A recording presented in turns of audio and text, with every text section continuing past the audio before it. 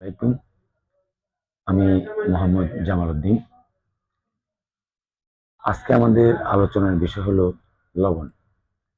কথায় বলে না, যার নুন খাই তার গুণ গাই। আমাদের শরীরের জন্য লবণ কতটা জরুরি এই বিষয়টি নিয়ে আজকে আলাপ করব। লবণ নিয়ে আমাদের 3টি পর্ব হবে। এটি হলো প্রথম পর্ব। আরো 2টি পর্ব হবে। আমাদের ডাক্তাররা আমাদেরকে লবণ খেতে নিষেধ করে থাকেন। আসলে আমরা জানি না যে কোন লবণ খেতে নিষেধ করে থাকেন এবং কোন লবণ খাওয়া আমাদের শরীরের জন্য ভালো না। আমরা কোন লবণ আমরা সাধারণভাবে সবাই খেয়ে থাকি, এটি হলো সাদা লবণ। আসলে এই লবণটি সাদা লবণ, এই লবণটি আমরা খাওয়া উচিত না। এটি ডাক্তার আমাদেরকে খেতে নিষেধ করে থাকেন। কিন্তু মূলত ভালো লবণ বা প্রাকৃতিকভাবে গঠিত যে সকল লবণ, এগুলো আমাদের শরীরের জন্য খুবই উপকারী। যাক, আমরা জানার চেষ্টা করব আজকে কতটা জরুরি আমাদের জন্য লবণ। আমাদের শরীরের ব্যালেন্স আসবে। আমাদের ব্লাডের প্রায় 92 ধরনের মিনারেলস দিয়ে গঠিত। আমাদের চোখের পানি তাও প্রায় 92 ধরনের মিনারেলস দিয়ে গঠিত। আমাদের স্যালাইভা তাও 92 ধরনের মিনারেলস আছে।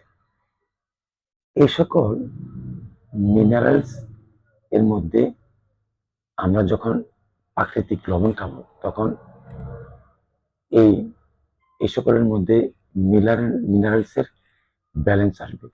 আর আমরা সঠিক মিনারেলস দিতে পারলে আমরা আমাদের শরীরের মেটাবলিজমকে হেল্প করা হয়। এবং মিনারেলসের অভাব হলে মেটাবলিজম ভালো হয় না। কনস্ট্যান্টলি আমরা লবণ থেকে এই মিনারেলস গ্রহণ করতে পারি। আমরা যদি সাদা লবণ খাই তাহলে আমাদের হার্টের জন্য ক্ষতি হবে। তাহলে আমরা কোন লবণ খাবো এবং কি খাবো? আমরা মূলত প্রাকৃতিকভাবে গঠিত হিমালয়ান পিঙ্ক সল্ট খাবো। কাঁচা সালাদ, র সালাদ খাওয়ার চেষ্টা করব। সাগরের মাছ, সাগরের শাকসবজি খাওয়ার চেষ্টা করব। তাইলে পরে আমাদের এই সকল মিনারেলসের ব্যালেন্স আসবে আমাদের ব্লাডে, স্যালাইভাতে এবং থুতুর মধ্যে, চোখের পানিতে। তখন আমাদের হার্টের সমস্যা ছাড়াও আরো অন্যান্য সমস্যাও, এনার্জি জনিত সমস্যা বা অনেক সমস্যা চলে যাবে। লবণ খাওয়া সুন্নাত। আমাদের নবীজিও লবণ খেতেন। বিজ্ঞানীদের গবেষণা বা রিসার্চ বা আবিষ্কার পরিবর্তন হতে পারে এবং নতুন নতুন সিদ্ধান্ত আসতে পারে, নতুন নতুন ডেটা আসতে পারে, নতুন ফর্মুলা আসতে পারে।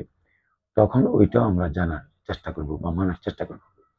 কিন্তু আমরা সবাই মনে রাখবেন, কখনোই আমাদের নবীজির কোন সুন্নাতের পরিবর্তন আসবে না।